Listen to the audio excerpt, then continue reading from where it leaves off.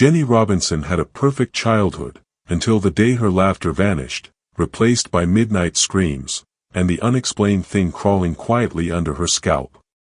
Robinson Ashford had interviewed 14 caregivers in 3 months, and each one had looked at him the same way, like a walking checkbook with a terminal daughter. They'd arrive with leather portfolios, degrees from institutions he donated wings to, and smiles calibrated for the ultra-wealthy. They'd coo over Jenny's bedroom, gasp at the view, and treat his dying child like a resume builder.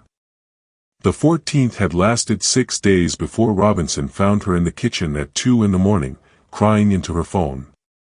"I can't do it, Mom. She's getting worse, and he just throws money at everything like that'll fix it. I didn't sign up to watch a kid die." He'd paid her severance and never said a word about overhearing. Now it was Tuesday, and his assistant had hired someone new without consulting him. Robinson didn't have the energy to care anymore. Let whoever it was come, last a week, and leave. The pattern had become almost comforting in its predictability, like watching a stock you knew would tank but tracking it anyway. "Mr. Ashford." The voice from the doorway was soft, uncertain. "I'm Goldie Martinez." Robinson turned from the window where he'd been watching storm clouds gather over Manhattan. The woman standing in his living room looked like she'd gotten lost on the way to a bus station. Her clothes were clean but worn thin at the seams, her shoes the kind you bought at discount stores and wore until the soles showed pavement. She clutched a battered suitcase that had probably crossed an ocean in someone else's hands first. She was also, unmistakably, terrified. "The agency sent you?" Robinson heard the skepticism in his own voice and hated himself for it. "Yes, sir." Goldie's fingers tightened on her suitcase handle. "I know I don't look like much, but I'm a hard worker. I learn fast, and Where's your credentials?" He didn't mean to sound harsh, but exhaustion had eroded his filter. "Certifications? Medical training?" I don't have formal training." Goldie's chin lifted slightly, a hint of steel beneath the nervousness. "But I took care of my sister for 3 years before she died. Lupita had seizures, migraines, episodes where she couldn't remember our names. The doctors in Manila kept saying they'd figure it out, but they never did. So I learned. I watched. I paid attention to things they missed." Robinson felt something twist in his chest. "Your sister died?" "Yes." Goldie's eyes met his directly for the first time. "But not because I didn't care enough. She died because the right person never looked at her the right way. Everyone saw symptoms. Nobody saw Lupita." The silence stretched between them like a wire pulled taut. Outside, rain began to spatter against the floor-to-ceiling windows. "My daughter is 8 years old," Robinson said finally. 6 months ago she started having headaches. Now she barely leaves her bed. The best neurologists in the country have examined her, scanned her, tested her. They've found nothing. She's on 12 different medications that do nothing except make her sleep. If you're expecting to solve some mystery that Harvard and Johns Hopkins couldn't. I'm not expecting anything, Mr. Ashford. Goldie set her suitcase down with careful deliberation. Except maybe to see Jenny as Jenny. Not as a case file or a paycheck or a failure of medicine. She paused. You said your daughter's name is Jenny? Yes. Then I'd like to meet her. If that's all right. Robinson studied this strange, thin woman who'd arrived with nothing but a battered suitcase and the ghost of a sister who died undiagnosed. Every instinct screamed that this was a waste of time. She had no credentials, no experience with the ultra-wealthy, no idea what she was walking into. But she also hadn't looked at his penthouse with awe or calculation. She'd looked at him like he was just a father. Desperate and drowning. Follow me, he said.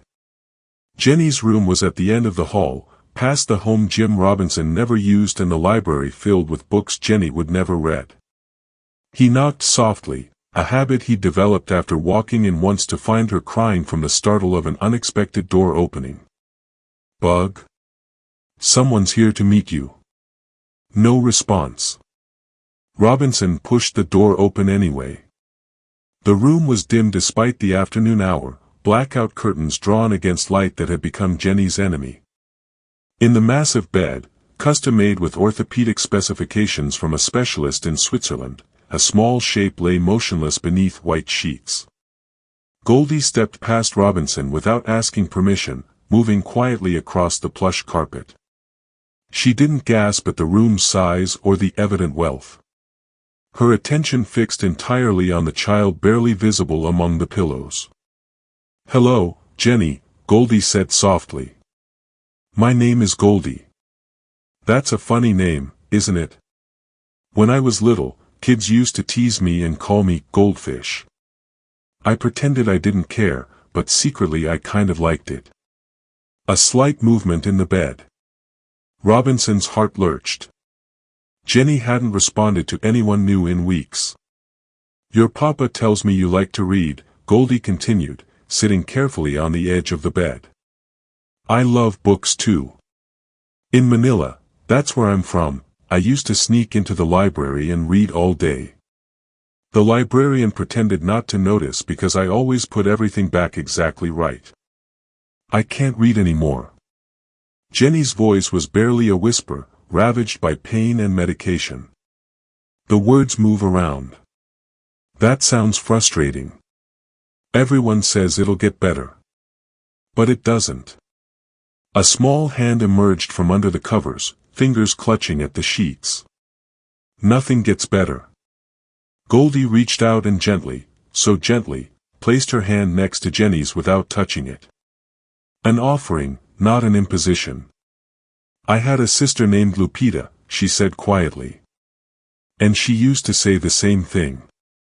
For the first time in months, Jenny turned her head. Her pale face was gaunt, dark circles beneath eyes that had once sparkled with mischief. Did she get better? Goldie's expression didn't change, but Robinson saw her throat work as she swallowed. "No, sweetheart. She didn't. But that doesn't mean you won't." It was the first time anyone had been honest with Jenny about hope being uncertain rather than guaranteed. Robinson waited for his daughter to turn away, to shut down the way she did when people offered empty promises. Instead, Jenny's small fingers moved across the sheet until they touched Goldie's hand. "You're not like the others," Jenny whispered. "No," Goldie agreed. "I'm probably not qualified enough to be like the others." And for the first time in 6 months, Robinson heard his daughter make a sound that wasn't quite a laugh, but wasn't quite a sob either. It was something close to hope. What would you do if 14 experts couldn't help someone you loved? Would you trust someone with no credentials but genuine care? Drop your thoughts in the comments below. And also do well to subscribe to this channel to support what we are doing. Thank you. Goldie moved into the penthouse's guest quarters that evening, a suite larger than the entire apartment she'd shared with 3 other women in Queens. She unpacked her battered suitcase in under 5 minutes, 2 changes of clothes, a photograph of Lupita, a rosary their mother had sent from Manila, and a worn notebook filled with observations she'd made during her sister's illness. Robinson had offered her the night to settle in. Instead, she knocked on his study door at 7:30. "I'd like to sit with Jenny," she said when he opened it. "If that's allowed. She's usually asleep by now." "The medications." "I know. I read the chart your assistant left me." Goldie's expression was polite but firm. "I'm not planning to wake her. I just want to watch." Robinson frowned. "Watch her sleep. Watch her exist."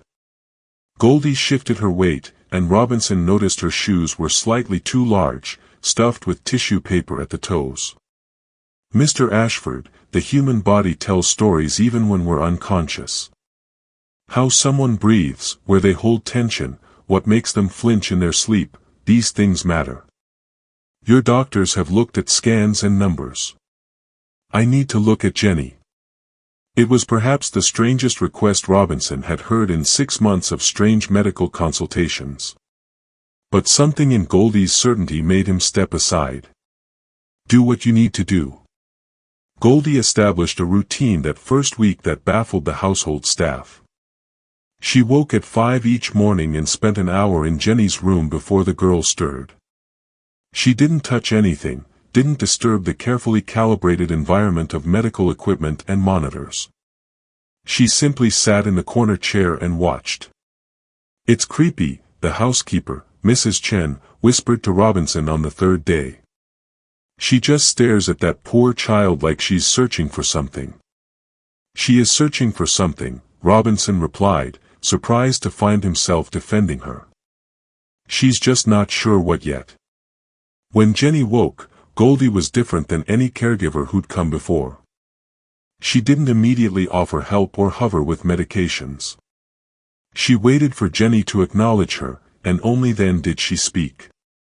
Good morning, miss. How's your head today? Bad. Jenny's voice was thick with sleep and pain. It's always bad. Scale of 1 to 10. 8. Goldie made a note in her ever-present notebook. Where exactly? Show me with your finger. This was new. The other caregivers had simply administered the scheduled painkillers and marked their charts. Jenny lifted a trembling hand to her left temple, then moved it slightly back. Here. It feels like something's pushing. Pushing out or pushing in. Jenny's brow furrowed, a tiny movement that made her wince. Both? That sounds stupid. It doesn't sound stupid at all. Goldie made another note. Does it feel the same when you lie down versus when you sit up?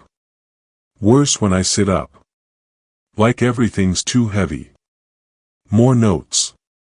Robinson, watching from the doorway unnoticed, felt something unfamiliar stir in his chest. It wasn't hope exactly, he'd murdered hope months ago. It was something smaller. Possibly, maybe. Mr. Ashford, Goldie said without turning around, somehow aware of his presence. When you have a moment, I'd like to see Jenny's medical files. All of them. That evening, Robinson brought 3 thick binders to the guest suite. Goldie had converted the sitting area into a makeshift research station, her notebook open beside a laptop that looked like it had survived a war. This is everything, Robinson said, setting down the binders with a thud. MRIs, CT scans, blood work, spinal taps, genetic panels. 6 months of testing by some of the best diagnosticians in the country. Goldie opened the first binder and began reading. Robinson started to leave, then paused.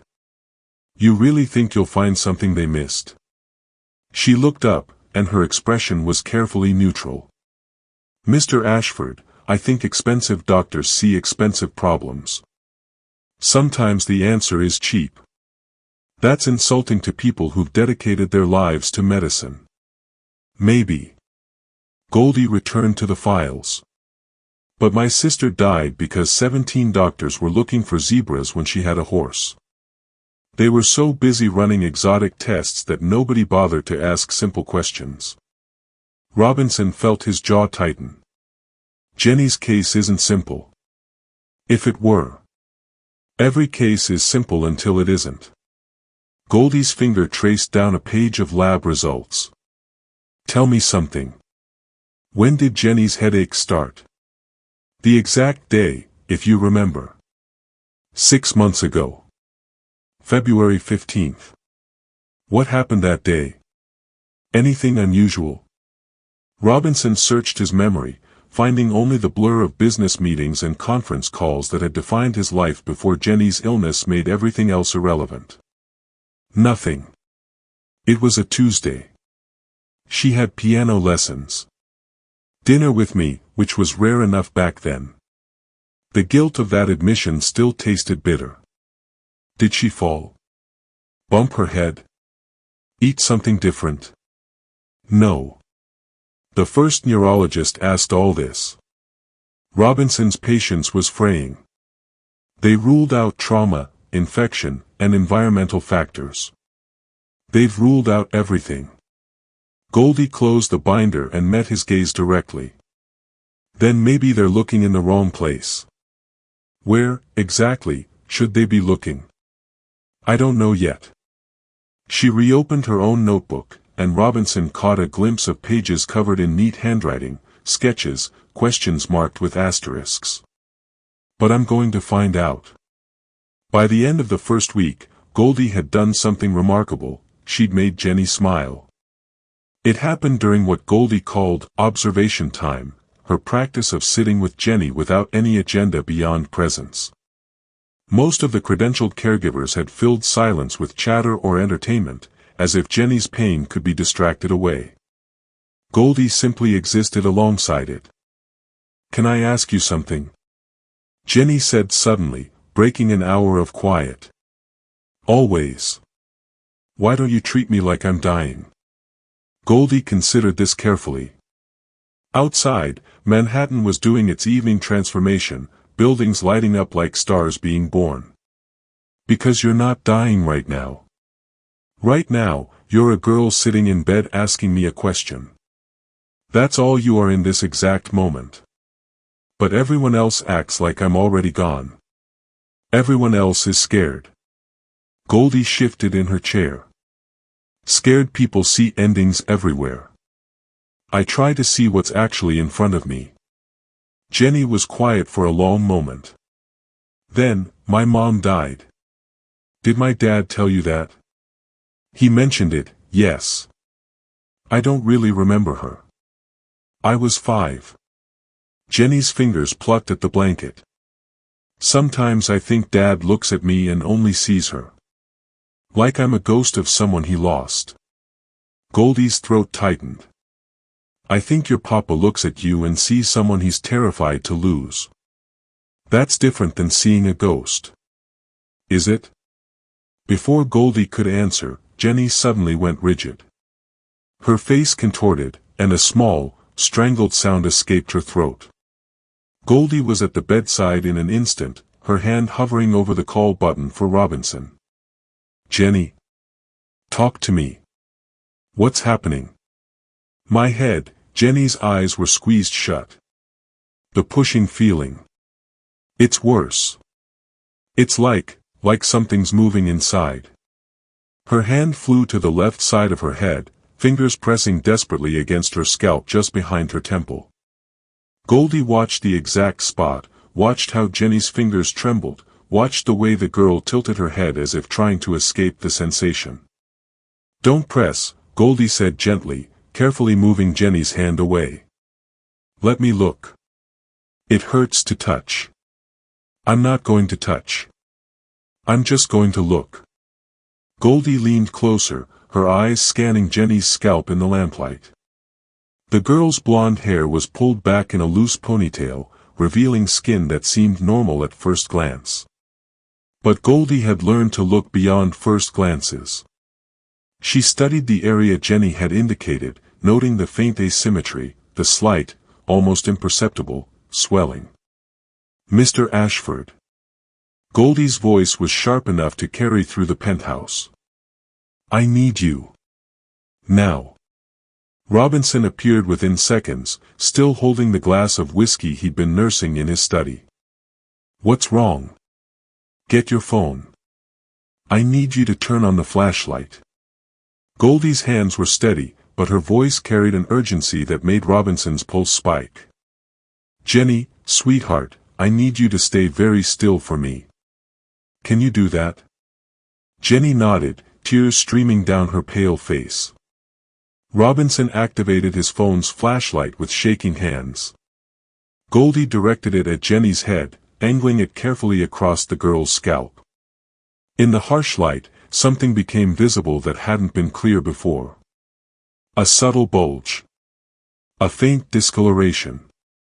And when Goldie leaned closer, so close her breath must have stirred Jenny's hair, she saw what made her blood run cold.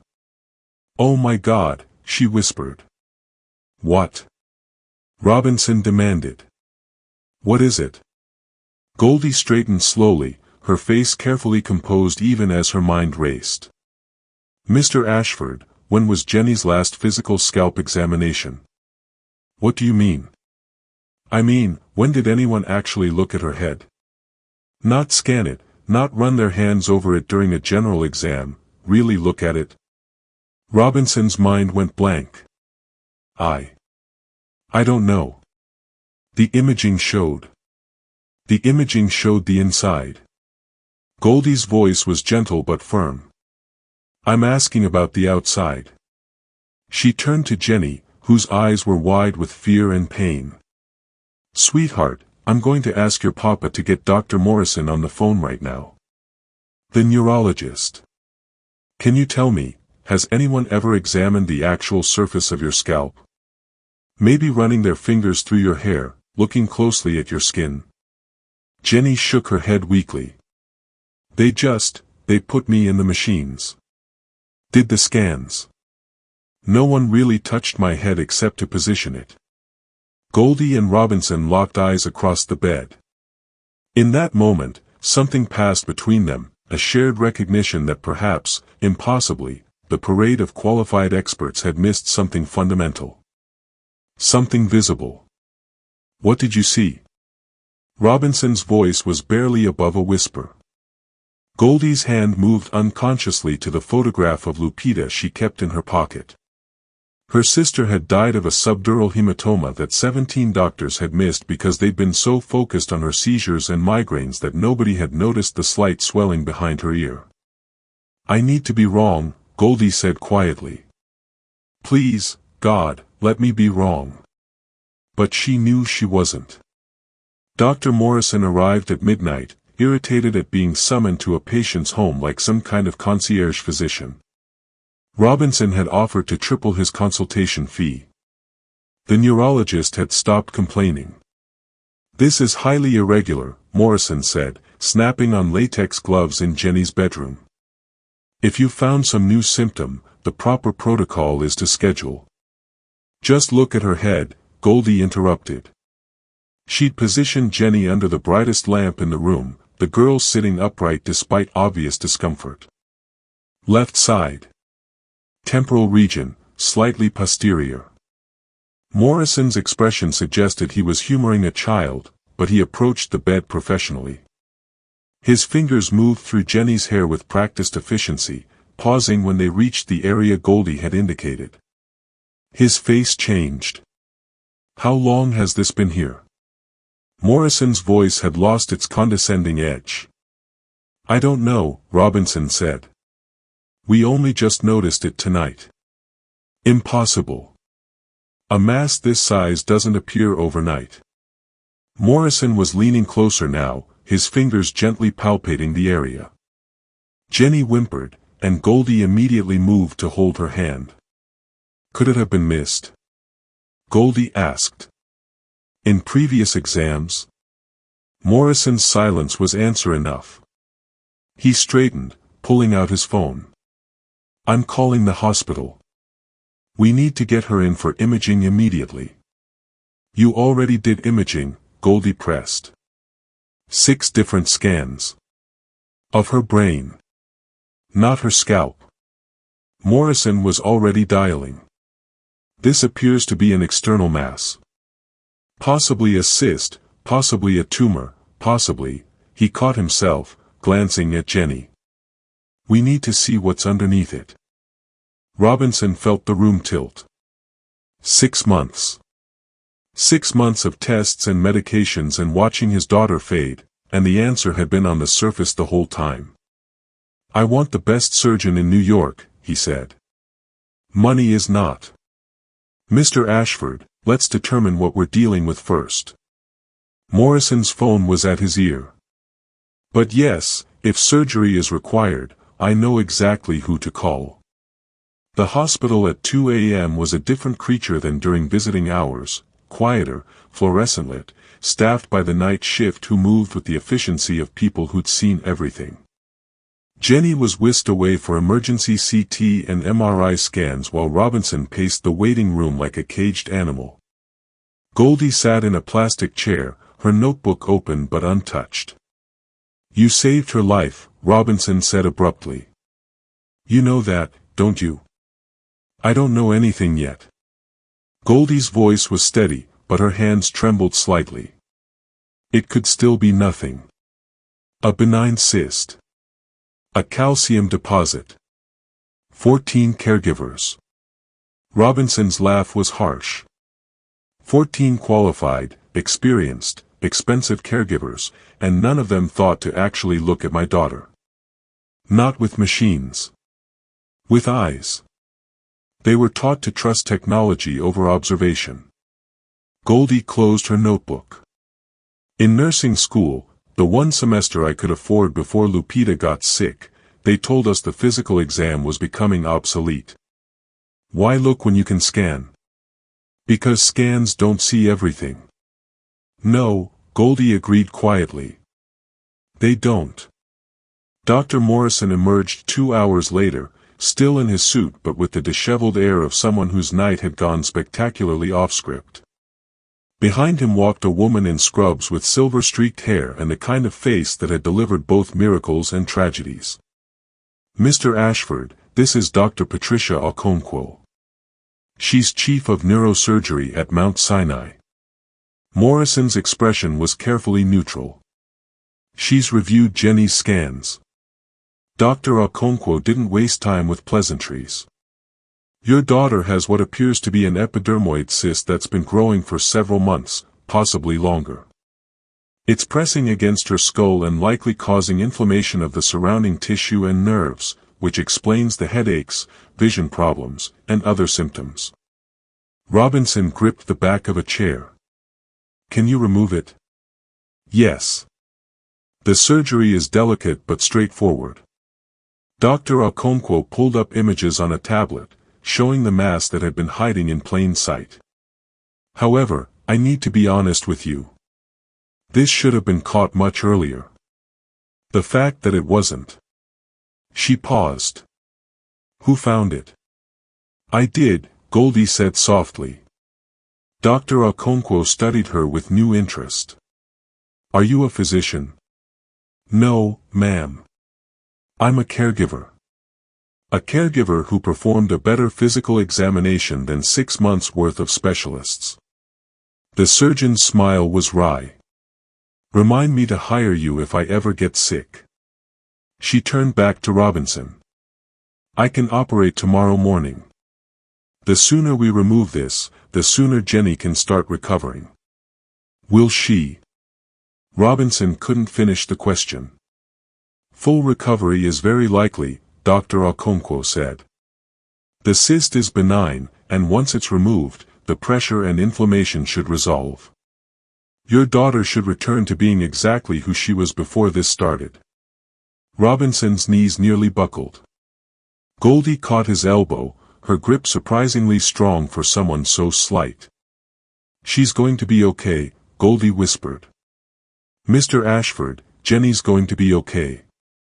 For the first time in 6 months, Robinson allowed himself to believe it. And then he did something he hadn't done since Sarah died, he wept. They returned to the penthouse at dawn. Jenny was being prepped for surgery scheduled for 9 a.m., and the hospital staff had gently but firmly suggested Robinson go home and rest. He'd refused until Jenny herself had whispered, "Daddy, you look worse than me." That had been true enough to sting. Now Robinson stood in his kitchen, a monument of marble and stainless steel that his personal chef used more than he did, watching Goldie make tea with the efficiency of someone accustomed to finding their way around unfamiliar spaces. "You don't have to stay," Robinson said. "You've been up all night."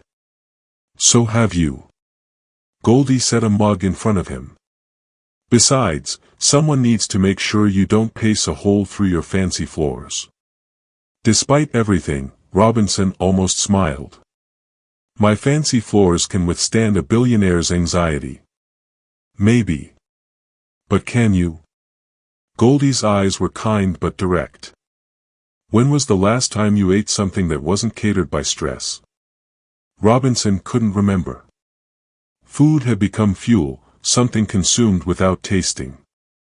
He looked at the tea, something herbal and fragrant that smelled like his childhood before wealth had insulated him from simple things, and felt a strange knot loosen in his chest. "Why did you take this job?" he asked abruptly.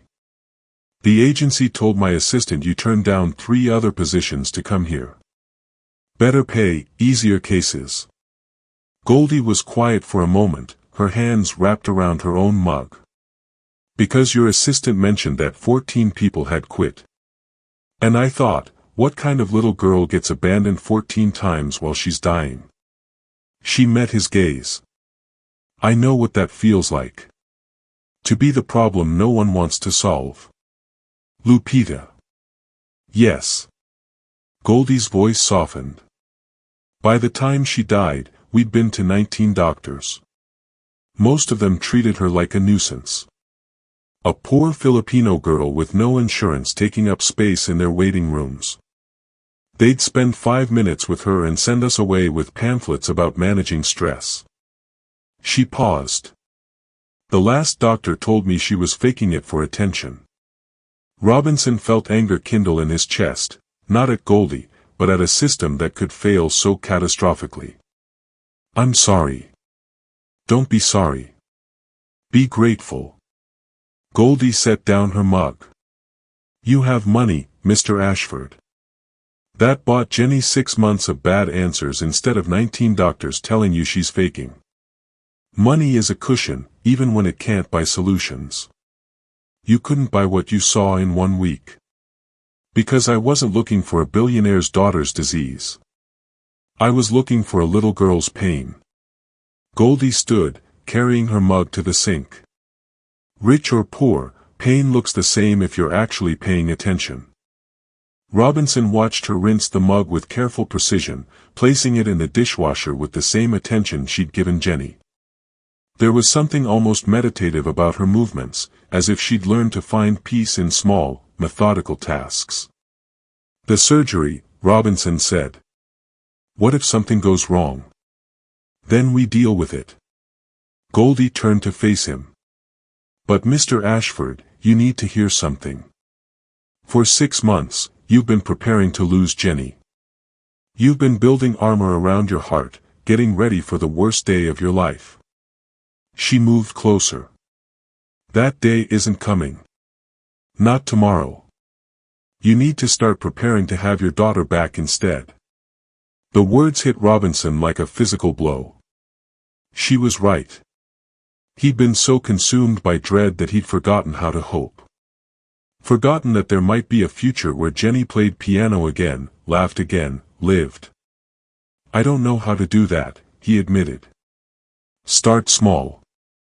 Goldie's smile was gentle. "Maybe by believing that sometimes, a cheap answer is the right one."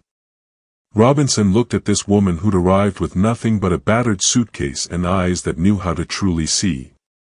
She'd done what Harvard and Johns Hopkins and 6 months of desperate searching couldn't do. She'd found his daughter. "Thank you," he said, and meant it with every fiber of his being. "Thank me when Jenny's playing that piano again," Goldie replied. "And maybe eating something besides hospital food." This time, Robinson did smile. The surgical waiting room at Mount Sinai smelled like industrial coffee and recycled air. Robinson sat in a chair designed by someone who'd never experienced real anxiety, his leg bouncing with manic energy. Beside him, Goldie sat perfectly still, her lips moving in silent prayer. Dr. Okonkwo had estimated 3 hours for the surgery. They were now in hour 4. "This is normal," Goldie said, though Robinson hadn't spoken. "Surgeries always take longer than estimated. It means they're being careful. Or it means complications. Or it means they're being careful," Goldie repeated firmly. She reached over and stilled his bouncing leg with one hand. "Breathe, Mr. Ashford. Jenny needs you to breathe." Robinson tried. Failed. Tried again. What if I've wasted 6 months of her life? What if this thing has been growing, damaging her brain, and I was too busy hiring credential-obsessed idiots to actually stop? Goldie's voice was sharp enough to cut through his spiral. Jenny is 8 years old. She doesn't need your guilt. She needs your presence. So be present. Right here. Right now. How are you so calm? I'm not. Goldie held up her hand, showing the tremor she'd been hiding. I'm terrified. But I learned with Lupita that terror is useless unless you channel it into something. So I'm channeling it into faith that Dr. Okonkwo knows what she's doing. Robinson wanted to ask if Faith had saved her sister. But he bit his tongue, because he knew the answer, and Goldie's pain didn't deserve his weaponization. Hour 5 arrived with the subtlety of a sledgehammer. Mr. Ashford. A nurse appeared, and Robinson was on his feet before she finished his name. Dr. Okonkwo will be out shortly. The surgery is complete. Complete. Not successful. Not without complications. Just complete. Robinson felt his chest constrict. Is she? The doctor will explain everything. The nurse's smile was professional and revealed nothing.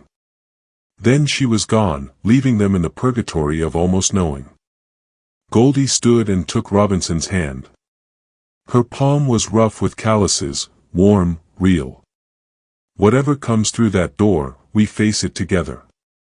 Yes. Robinson nodded, not trusting his voice. Dr. Okonkwo emerged 10 minutes later, still in surgical scrubs with her mask pulled down. Her face was tired but not devastated. Robinson catalogued this with the desperation of a man reading tea leaves. The surgery was successful, Dr. Okonkwo said, and Robinson's knees actually wobbled. The cyst was larger than we initially thought, which explains why it took longer. But we removed it completely, along with the affected tissue surrounding it. And Jenny? Robinson's voice cracked on his daughter's name. Jenny is in recovery. She's stable, responsive, and already asking for ice cream. The surgeon's smile was genuine this time. Which is, frankly, the best sign I could hope for at this stage. Goldie made a sound, half laugh, half sob. Ice cream. That sounds like a little girl, not a dying patient. Exactly. Dr. Okonkwo pulled up post-operative images on her tablet. We'll need to monitor her for a few days, watch for any swelling or complications. But barring anything unexpected, your daughter should make a full recovery, Mr. Ashford. The headaches, the vision problems, the cognitive difficulties, all of it should resolve as the inflammation decreases. Robinson couldn't speak. Couldn't process the shift from 6 months of dying to full recovery in a single sentence. Goldie squeezed his hand tighter.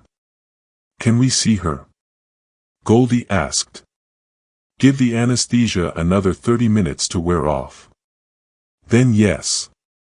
Dr. Okonkwo's expression softened. Mr. Ashford, your daughter is going to be fine. Let yourself believe that. 2 people had now told him to believe. Robinson decided that maybe, finally, he could. Jenny was small and pale in the hospital bed, a bandage wrapped around her head like a crown. But her eyes were clear, clearer than they'd been in months, and when she saw Robinson, she smiled. Hi, Daddy, she whispered. Did I scare you? Robinson crossed the room in 3 strides and gathered his daughter as carefully as if she were made of glass. Terrified me, Bug. Absolutely terrified me. Sorry, Jenny mumbled into his shoulder. But Goldie found it. The bad thing. She found it.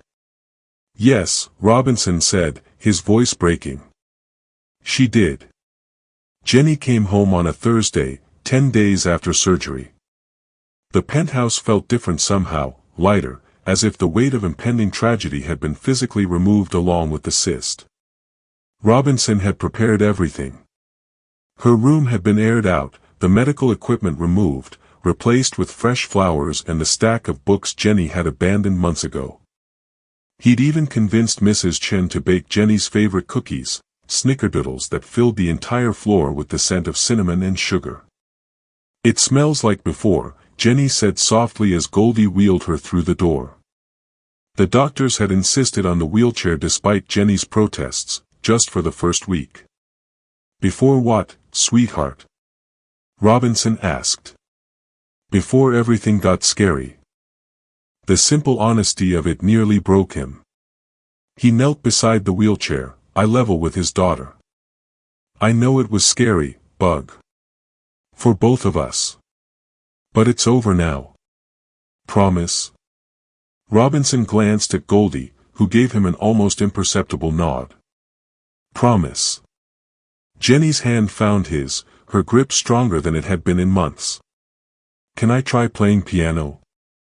Dr. Okonkwo said I need to rest, but she didn't say I couldn't play a little."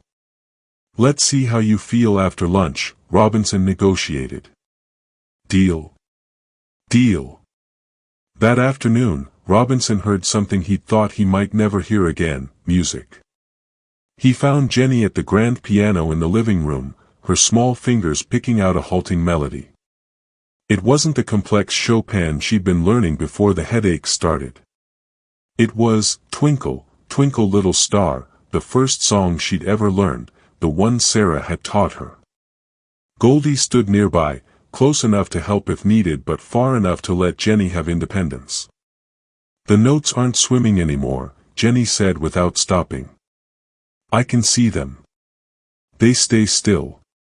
Robinson's vision blurred. 6 months ago, Jenny had looked at sheet music and seen chaos.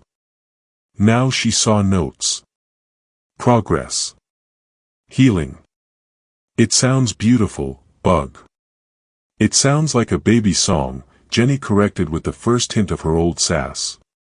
"But it's the only one I remember all the way through."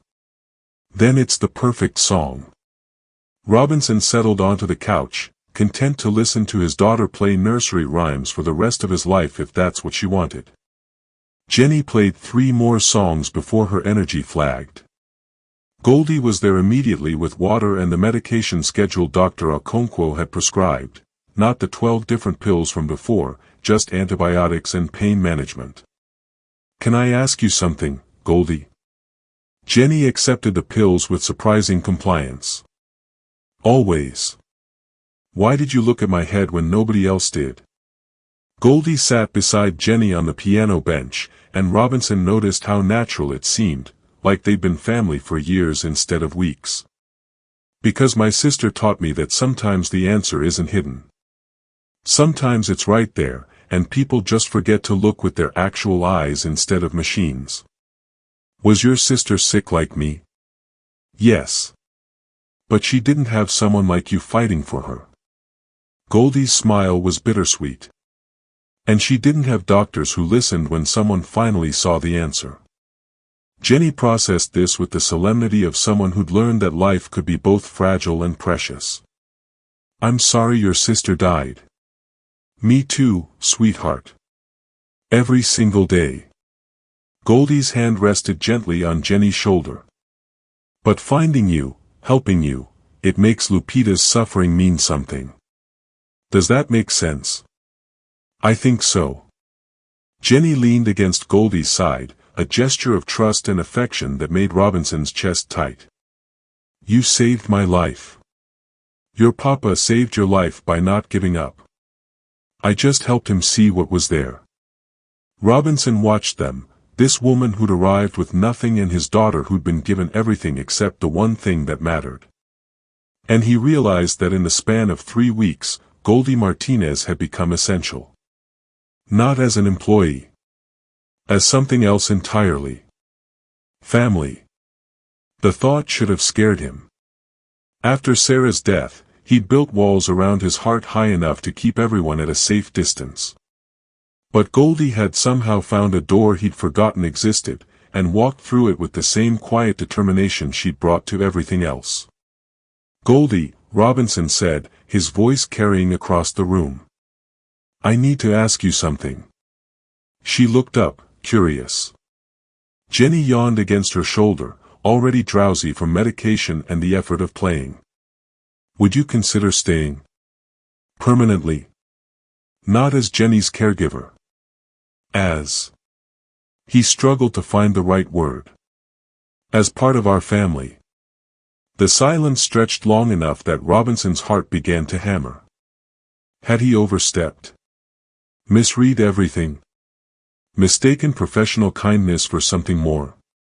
Then Goldie smiled, the first truly unguarded smile he'd seen from her. "Mr. Ashford, I thought you'd never ask." 3 weeks after surgery, Jenny's recovery was progressing beautifully. The headaches had diminished to occasional twinges. Her vision had stabilized. She was reading again, playing piano again, laughing again. The penthouse had transformed from a mausoleum into a home. Robinson should have been the happiest man in New York. Instead, he stood in his study at 2 in the morning, staring at documents that made his blood run cold. The background check had been routine, the kind of thing his legal team did for anyone entering his inner circle permanently. He'd ordered it more for formality than suspicion. Goldie had saved Jenny's life. What could possibly be concerning her past? The answer sat in a manila folder on his desk. Goldie Martinez didn't exist. Not before 3 years ago, anyway. The name appeared on an employment visa, a few rental agreements, but nothing prior. No birth certificate in the Philippines database. No school records. No medical history. The sister she'd mentioned, Lupita Martinez, also had no verifiable existence in Manila or anywhere else. The woman who'd become essential to his daughter's life was a ghost. Robinson heard footsteps in the hallway, Goldie's distinctive quiet walk, the kind developed by someone used to not wanting to be noticed. She was probably checking on Jenny, something she did twice each night despite the girl being fully recovered. He could confront her. Demand answers. His lawyers had already drafted termination papers, pending his decision. But then he remembered Jenny's face lighting up when Goldie entered a room. The way his daughter had laughed for the first time in 6 months. The simple fact that Jenny was alive because this woman, whoever she really was, had cared enough to look. The decision should have been easy. Protect Jenny. Remove the unknown variable. Return to the safe, controlled world where everyone came with verified credentials and traceable histories. But nothing about Goldie had ever been easy or predictable. Morning arrived with deceptive normalcy.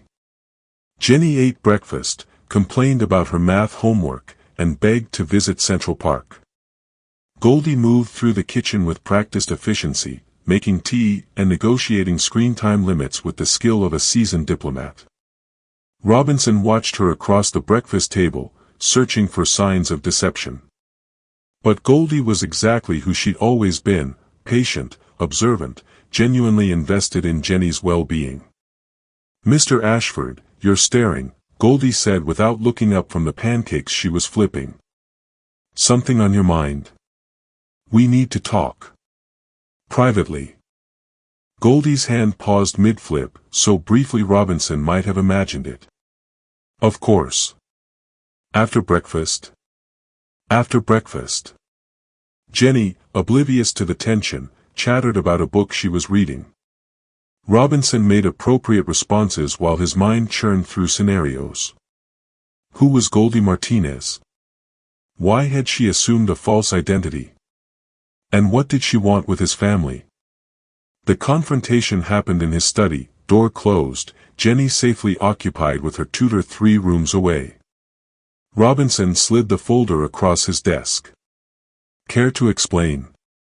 Goldie opened it, her face betraying nothing as she scanned the contents. When she looked up, her eyes held resignation rather than fear. "I was wondering when you'd check."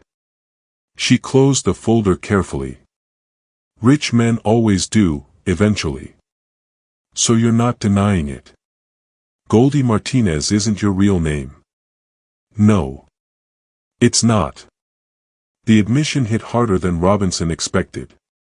He'd been hoping for an explanation that made sense, witness protection, maybe, or fleeing an abusive relationship.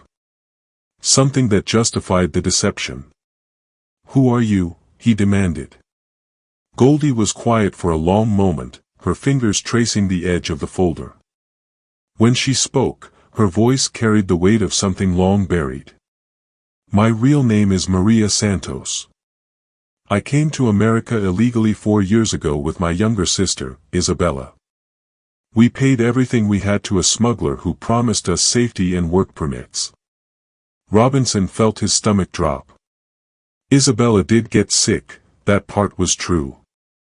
And 19 doctors did turn us away, not because we were poor, but because we were undocumented. No one would treat her without insurance or proof of legal residency. Goldie's composure cracked slightly. She died in our apartment while I begged for help on the phone. She was 16 years old. So you assumed a false identity. I bought papers from someone who knew someone. Became Goldie Martinez, legal visa holder. She met his gaze directly.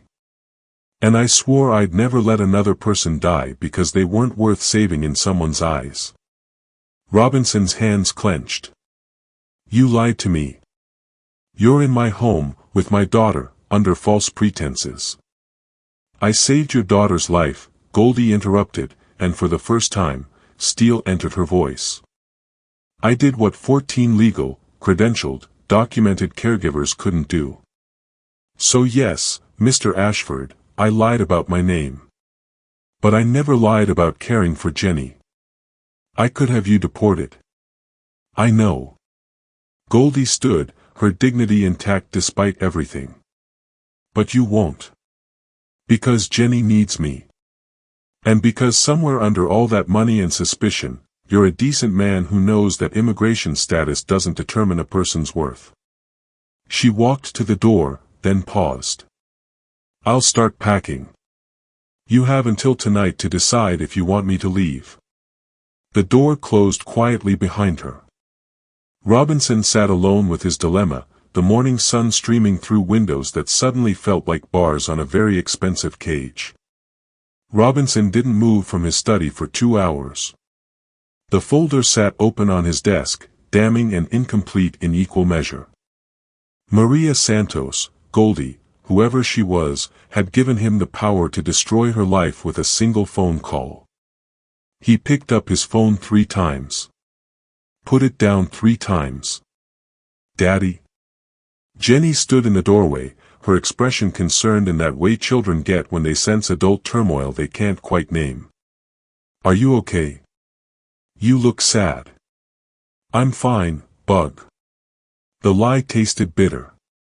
Just work stuff. Where's Goldie? She was supposed to help me with my reading, but Mrs. Chen said she's in her room. Jenny stepped closer. Did you guys have a fight? Robinson's throat tightened. Something like that. About me? No, sweetheart. Adult things. He pulled Jenny onto his lap, breathing in the scent of her strawberry shampoo, a smell he'd thought he might never experience again. Nothing for you to worry about. Jenny was quiet for a moment, then, Goldie's scared. What makes you say that?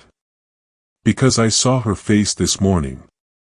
She looked the same way I felt when the doctors couldn't figure out what was wrong with me.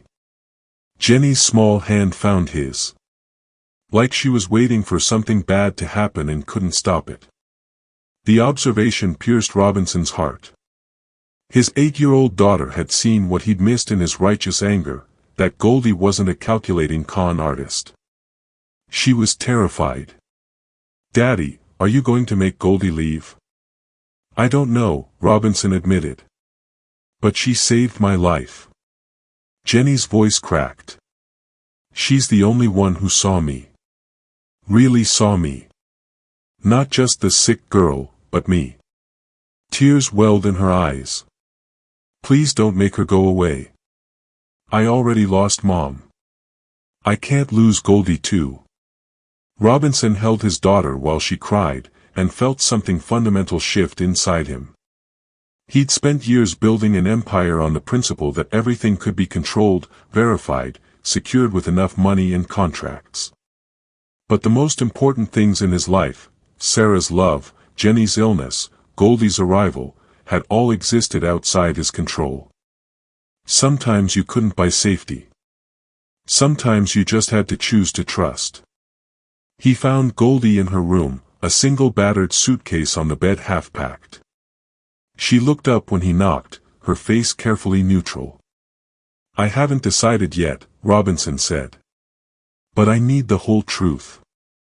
Not just your name. Everything. Goldie nodded slowly. What do you want to know? Why nursing? If you're undocumented, there are easier jobs that don't require credentials you don't have. Because Isabella died alone and scared while I held her hand and couldn't do anything. Goldie's voice was steady, but pain flickered across her face. I couldn't save her. But maybe I could save someone else's sister. Someone else's daughter. The agency, how did you pass their background check? I didn't work through an agency originally. I found private jobs, cash positions caring for elderly people whose families didn't ask questions. I got good at it. Word spread. She paused. Your assistant found me through a recommendation from a family I'd worked for. The Chens, no relation to your housekeeper. Their mother had dementia. I cared for her for 18 months until she passed. They offered to sponsor my visa application, help me get legitimate work authorization. But the process takes years. And costs money I didn't have. So when the opportunity came to work for you, good pay, a child who needed help, I took it even though I knew it was risky. Goldie met his gaze. I knew eventually you'd check. Men like you always do. I just hoped I'd have time to prove I was worth the risk. Robinson studied her, this woman who'd risked deportation to help strangers, who'd lost a sister to bureaucratic cruelty and responded not with bitterness but with determination to prevent others from suffering the same fate. Jenny thinks you're family, he said quietly. Jenny is a beautiful soul who deserves every happiness. Goldie's composure finally cracked. And I would never do anything to hurt her. I swear that on Isabella's memory. Whatever happens to me, don't let Jenny think she wasn't worth saving. She thinks the same about you. Robinson pulled out his phone, and Goldie visibly steeled herself. But instead of calling immigration, he dialed his attorney. Mitchell? It's Robinson. I need you to file a visa sponsorship immediately. Employment-based, priority processing. Yes, I know it's expensive. I don't care. He looked at Goldie while he spoke. The applicant's name is Maria Santos, currently going by Goldie Martinez. And Mitchell? I want this done right. Legitimate. Legal. Whatever it takes. Goldie's eyes widened. Mr. Ashford. It's Robinson. And you're not going anywhere. He ended the call. Except maybe to tell Jenny that you're staying. She's been crying in her room for the past hour thinking I'm going to send you away. But I lied to you. You survived. Robinson moved to the suitcase and began unpacking it. There's a difference. And I'm done punishing people for doing what they had to do to stay alive. Goldie's hand covered her mouth as tears spilled over. I don't know what to say. Say you'll stay. As a family. For real this time. Through her tears, Goldie smiled. I'll stay. 6 months later, Jenny Robinson performed at the spring recital at Lincoln Center, a benefit concert for pediatric healthcare that Robinson had personally funded. She played Chopin's Nocturne in E-flat major with the confidence of someone who'd stared down death and won. In the front row, Robinson sat beside Maria Santos, who now had a legitimate work visa and had dropped the name Goldie, though Jenny still called her that out of habit. On Maria's other side sat Mrs. Chen, the housekeeper who'd once thought Maria's watchfulness was creepy and now considered her a miracle worker. "She's magnificent," Maria whispered as Jenny's fingers danced across the keys. "She's alive," Robinson corrected. "That's magnificent enough." When Jenny finished, the applause was thunderous. But Robinson noticed his daughter's eyes searching the crowd until they found him and Maria. Jenny's smile, radiant, healthy, full of the mischief that had been stolen by illness, was worth more than every dollar in his empire. Backstage, Jenny launched herself at Maria first, then Robinson. "Did I do okay? I messed up a little in the middle part." "You were perfect, Bug," Robinson assured her. "Flawless," Maria agreed. "Lupita would have loved it. She adored piano music." Jenny had learned about Isabella, about Maria's real history, in age-appropriate pieces over the past months. Rather than feeling betrayed, she'd become fiercely protective of Maria, once loudly informing a nosy parent at school that Goldie is my family and it doesn't matter what papers she has. Robinson had never been prouder. Later that night, after Jenny had fallen asleep still wearing her recital dress because she'd been too excited to change, Robinson and Maria sat on a penthouse balcony watching the city lights compete with stars. "The immigration lawyer called today," Robinson said. "Your permanent residency should be approved within the month. I still can't believe this is real." Maria's voice was soft with wonder. "A year ago, I was cleaning houses for cash and praying I wouldn't get caught. Now I'm sitting on a billionaire's balcony talking about permanent residency." "You're sitting on a friend's balcony," Robinson corrected gently. "The billionaire thing is just unfortunate circumstance." Maria laughed, a sound that had become common in the penthouse, warm and genuine. "Poor you, burdened with all that money. Poor me, almost losing everything that mattered because I forgot that credentials don't equal competence." Robinson turned to face her. "Maria, I need to ask you something, and I need you to be honest." Her expression shifted, concerned. "Of course. Are you happy here? Really happy? Or are you staying because you feel obligated, because of the visa sponsorship?" Maria considered this carefully, the way she considered everything. "When Isabella died, I thought I'd died too. The part of me that believed good things were possible just stopped. I was alive, but not living. Just surviving."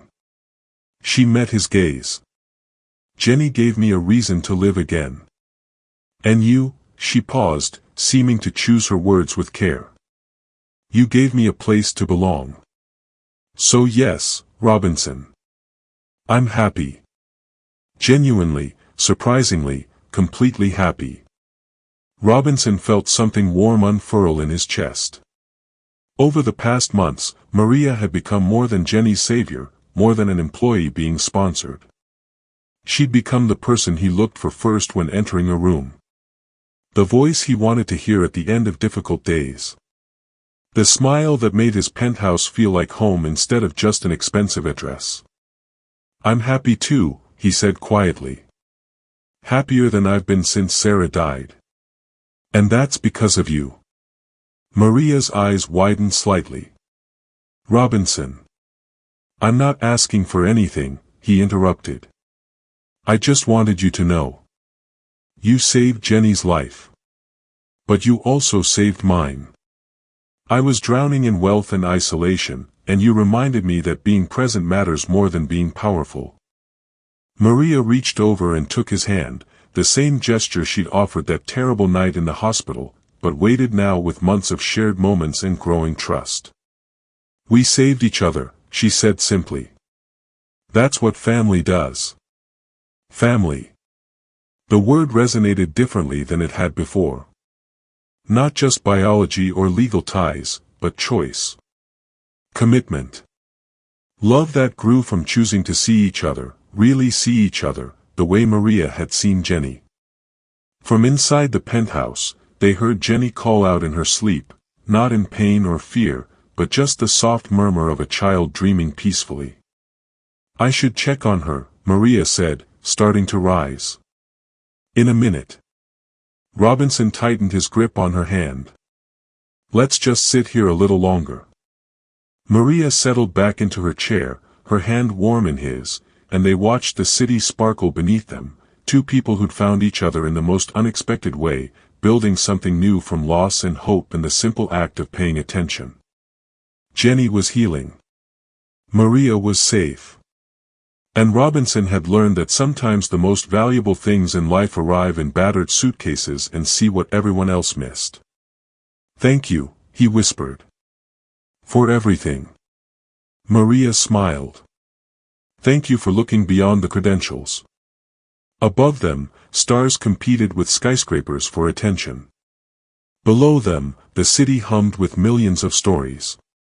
And in that moment, on a balcony suspended between earth and sky, their story felt like the only one that mattered. Have you ever dismissed someone's potential because they didn't have the right credentials? Sometimes the most qualified person is the one who cares enough to truly see. Share your thoughts in the comments below, we'd love to hear your story.